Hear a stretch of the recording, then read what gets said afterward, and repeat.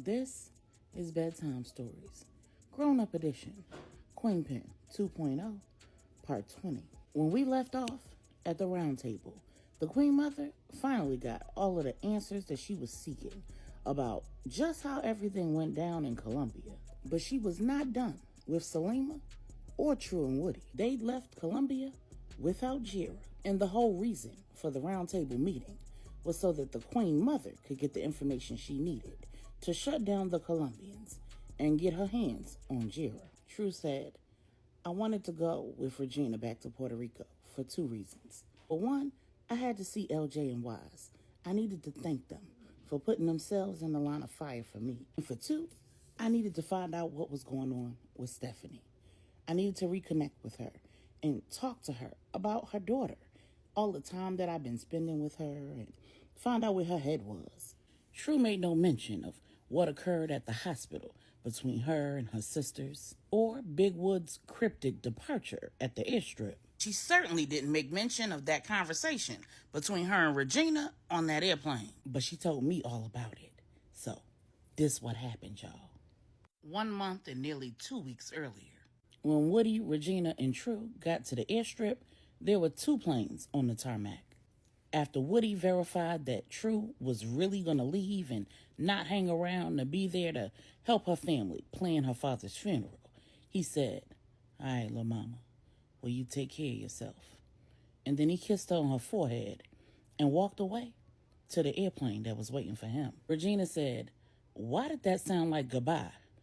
Girl, if you don't go get your man, I'ma know something. And Tru said, that's not my man. Regina said, well, whatever he is to you, you just gonna let him walk away like that? It's 2 private jets sitting here. You get to decide which one you gonna get on. I already told you, I don't need you to go with me to Puerto Rico. I could just about guarantee that Donovan and Rennie will not be there when I get there. Ain't enough training in the world that would keep me from whooping their whole and entire behinds right now. Tru said, Gigi, I had a choice to make, and I made it. And he didn't even try to stop me. So if that was goodbye, then maybe that was for the best. Regina said, oh, you dumb as hell. And that's not good. I truly thought that between you, Stephanie, and Rennie, you were the smart friend. A blind man couldn't see that that man loves you. And you love him too. What is the damn problem, girl? Tru and Regina got on the plane, and Tru said, if I could design the perfect man for me, it would be Benjamin Woodrow Stevens Jr. The problem is I'd get everything that I'd want, and he'd get nothing. Regina just stared. Tru said, what? Regina said, oh, I'm waiting for you to qualify that bull. I'm married to a man that I've known since the 2nd grade. I've met every girlfriend that man ever had. I watched him play with and get played by quite a few of them. My best friend is married to his best friend. Your best friend, my best friend's sister, is married to a man she's known her entire life. And he watched her play with and get played by more men than I can count. And we all live in the same estate. We're all so interconnected and interwoven that it's weird. I've seen you and everybody else in our circle at their worst and their lowest.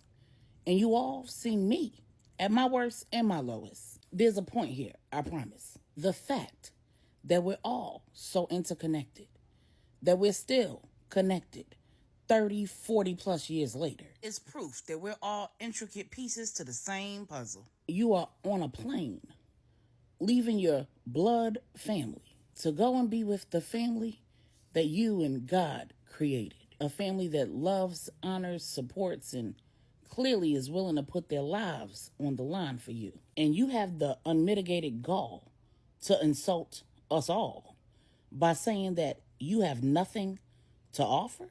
Girl, you the reason why plane windows don't open. Tru just burst out laughing. Regina said, you gonna have to tell me what this is really about, Tru. Then Tru told Regina that she was afraid.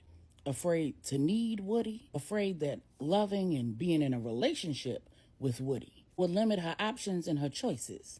Just like being at her family's beck and call did. She was afraid that being his woman would eventually mean that she couldn't live her own life, chart her own course, and be her own woman. She was also afraid that with them both being in the life, she'd have to bury the 3rd man that she loved. Tru said, I feel like being in this life means that I can't get too close to anybody else. I can't let anybody else in. I can't put anybody else in the line of fire. It's a lot more complicated than I can say. Regina said, if you're referring to Stephanie trying to become the head of the Lopez family, I already know that. I'm not in the life, but I'm not green. Tru said, okay then. Well, yeah. If Stephanie becomes the head, I intend to be her right hand. That means any and everybody associated with and or connected to me could potentially be a target. And I don't want that for him. Regina said, do you love him? Tru said, with my everything. Regina said, you shouldn't have told me that. Girl, I'm nosy as hell. And all you did was light a fire under my behind. 'Cause I'm gonna dance at y'all wedding. Ooh, yeah, I got some work to do. Tru said, oh God. Then Regina made a phone call. Tru could only hear Regina's side of the conversation. And it went a little something like this. Hey, this is Regina, LJ's wife. Uh-huh. Yeah. Yeah, the kids are doing great. How you been doing? It's been a long time. Well, I was calling because I wanted to see if you heard from Wood. Uh-huh.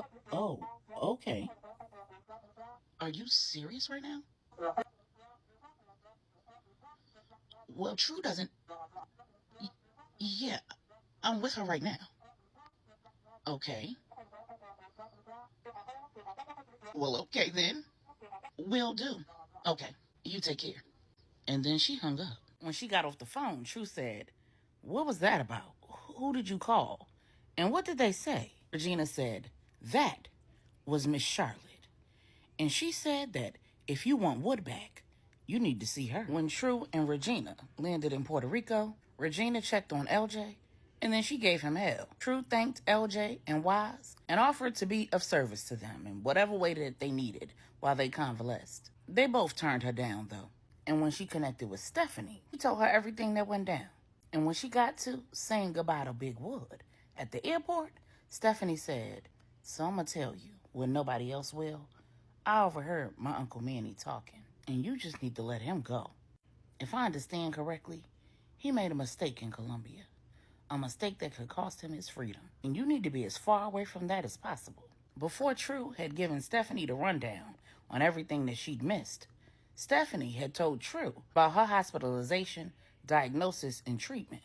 So Tru said, spoken like a true narcissist, I can absolutely understand why you would think that my focus should be on me and what I can do for you, and not on what I need and what I want. But the truth of the matter is, I want the opportunity to tell him everything that I did with Lil Jose, to see his reaction, to see if he's gonna accept or reject me. For the first time in my life, I'm doing what I want to do, what I think will make me happy, and he makes me happy. Then Tru asked, so what's next with you? Stephanie said, I don't know. Apparently, my uncle's gonna continue training me and involve me in some jobs, but eventually he wants me to go back home and have a sit down with Corey. Tru asked, and what do you want? Stephanie said, I want my husband and my baby back, but I also want to lead this family. But after all that's happened, all that I've done, I realized that I'm gonna have to put the ball in his court and let him decide whether he's willing to stay with me and support my decision. Tru said, good luck with that. At the round table, the Queen Mother said, so I understand when you got to Trinidad, you and your father had a come to Jesus conversation, talking to Salima. Salima said, if you want to call it that, he did a whole bunch of hollering and screaming and placing blame. I went through everything that happened and he verified just about every detail. And then he started questioning me about Wise. I don't even know who told him that me and Wise had something going on, but it was over with before we even got to Columbia. The Queen Mother said, oh, really? Well, did you know that when your father and Manny tried to pay him his royalty for taking that bullet for you, he refunded it? Salima and Tru in unison said, he did what? Tru knew that depending on the job, the royalty could be more than the payment for the work. Saving the life of a leader or potential leader was the second best way to get your paper up. The first best way was to ensure that the leader or potential leader never got in a situation where they needed to be saved. That was the family's way of keeping everybody honest and ensuring that somebody wouldn't intentionally put a leader in a position where their life was in danger, solely for the purposes of saving them so that they could collect the royalty. Tru had already made a grip, keeping Salima out of trouble. And so had Big Wood. Salima was a firecracker, and she was going to need to be tamed if she ever had any intentions of running the Baptiste family. The Queen Mother said, "That's right. He didn't just turn it down, he refunded it. And then he blocked both of their accounts from being able to make any other ACH deposits." Salima said, "Well, he's stupid because he should have got his paper." The Queen Mother said, "Salima, you are dismissed. Go back to my estate. Wait for me and stay there." As Salima rode in the back of the chauffeured car from the safe house to the Queen Mother's estate, her mind was racing and her thoughts were all over the place.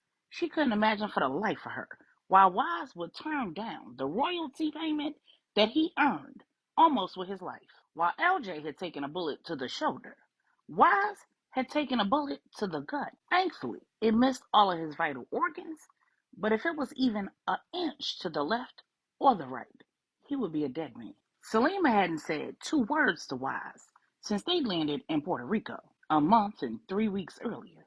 She thanked him profusely for saving her life. She was thoroughly impressed by Tru's medical abilities. She'd improvised strips of a t-shirt to plug the wound and to wrap around him like a pressure dressing. She applied pressure to the wound and kept him talking all the way back to the safe house. And then at the safe house, she assisted the doctor with debriding the wound, preliminarily stitching and bandaging him up, all before she got medical attention for her facial wounds. On the flight to Puerto Rico, Salima said, "This should have never happened. I should have had my eyes on Lil Jose. But it seems like the attraction between Big Wood and Tru is magnetizing. I was drawn in just like Lil Jose was. I knew that they were really into each other before things ended, but I had no expectation that Wood would be so demonstrative at a time like that. It caught me off guard. And that's why Lil Jose aiming that pistol at me caught me off guard too." Through labored breaths, Wise said, "That's not your fault. I'm trained to never take my eyes off of Mark. So the entire time that we were in the warehouse, I had my eyes on him. I saw when his body language changed. I should have shot him before he even turned around and aimed at you. Had I reacted sooner, I wouldn't have got shot. But I was blown away by his audacity, and I reacted a second too slow. All that matters, though, is that you good, big gangster." Salima said, "Just know, my father is going to reward you for your heroism." Wise said, "I didn't do it for a reward. And I could have shot him from where I was standing. But then I would have been taking the risk that he would have got a shot off, and that shot would have hit you. So I had to choose between taking him out first or protecting you and taking him out second. And I chose protecting you." Salima said, "Good to know. I'm going to make sure that my father's aware of that." Wise said, "Stop talking about your father.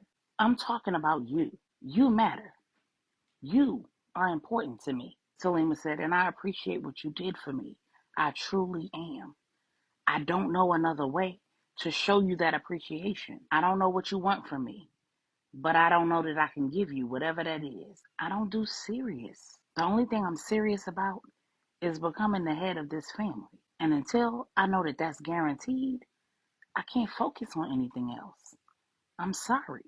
At the round table, well, in the back seat of the chauffeured car, Salima decided she needed to call Wise. When he answered the phone, he said, "Long time no hear from. What's up, big gangster?" Salima said, "I heard you're all on the mend and back in the game." Wise said, "That I am.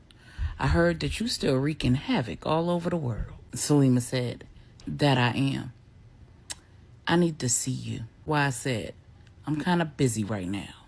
I'm working." Salima said, "I understand. But as soon as you can make yourself available, I'd truly appreciate it. We need to have a conversation, face to face." Wise said, "Is it business or pleasure?" Salima said, "Both." Wise said, "Big gangster, I know you used to people being at your beck and call and moving on your time. But this ain't that. You gonna have to get in where you fit in. And you gonna have to make it worth my while." Salima said, "Okay, What would you say if I said I want to spend the rest of my life with you? Why, I said, don't play with me, because I'm not going to play about you.